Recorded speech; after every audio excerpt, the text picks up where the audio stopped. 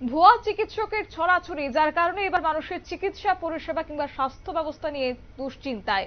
প্রসঙ্গ হচ্ছে অসমের বরাক উপত্যকা, এবং সেখানে এই ভুয়া চিকিৎসকের ছড়াছড়িতে একদিকে যেমন রাতের ঘুম কেড়ে নিয়েছে পুলিশ প্রশাসনের, ঠিক অন্যদিকে সাধারণ মানুষ এখন চিকিৎসা পরিষেবা নিয়ে গভীর চিন্তায় রয়েছেন। একের পর এক পুলিশ অভিযানে এখনো পর্যন্ত মোট 13 জন ভুয়ো চিকিৎসক আটকের পর এবার পুলিশের জালে ধরা পড়ল কাছাড় জেলার কুখ্যাত ভুয়ো চিকিৎসক সার্টিফিকেট বাণিজ্যের মাস্টার মাইন্ড তথা শিলচর শহরের মৌসুমী হাসপাতালের স্বত্বাধিকারী ডক্টর জেপি দাস।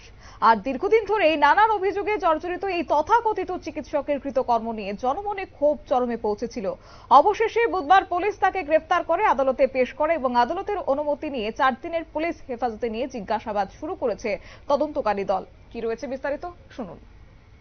যিজন self style doctor JP Das তেখেত যোৱাকালি আমি সোধপোছ কৰোঁ। সোধপোছ কৰাৰ পাছত তেওঁক আমি এৰেষ্ট কৰোঁ আৰু বৰ্তমানলৈকে তেওঁ আমাৰ পুলিচৰ হেফাজতত আছে। তেওঁক অনাৰেবল কোৰ্টত আমি যেতিয়া তেওঁক প্ৰডিউচ কৰোঁ, কোৰ্টে আমাক পুলিচ ৰিমাণ্ডত দিছে আৰু আমি তেওঁক বৰ্তমান 4 দিন পুলিচ ৰিমাণ্ডত দিছে আৰু বৰ্তমান তেওঁক আমি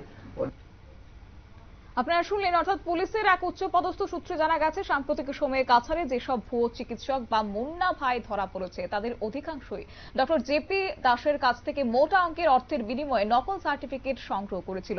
এসব নথি ব্যবহার করে তারা বছরের পর বছর নিরীহ রোগীদের সঙ্গে প্রতারণা চালিয়ে যাচ্ছে। তদন্ত সূত্রে আরও খবর, শহর জুড়ে একাধিক তথাকথিত মেডিকেল ইনস্টিটিউট, রিসার্চ সেন্টারের নামে ভুয়ো প্রতিষ্ঠান গড়ে তোলা হয়েছে। তবে দেখা যাক এখন অসম স্বাস্থ্য দপ্তর এবং সরকার প্রতারক চক্রের বিরুদ্ধে কি ব্যবস্থা গ্রহণ করে। নিয়ে নিচ্ছি ছোট্ট একটি বিজ্ঞাপন বিরতির সঙ্গে থাকুন।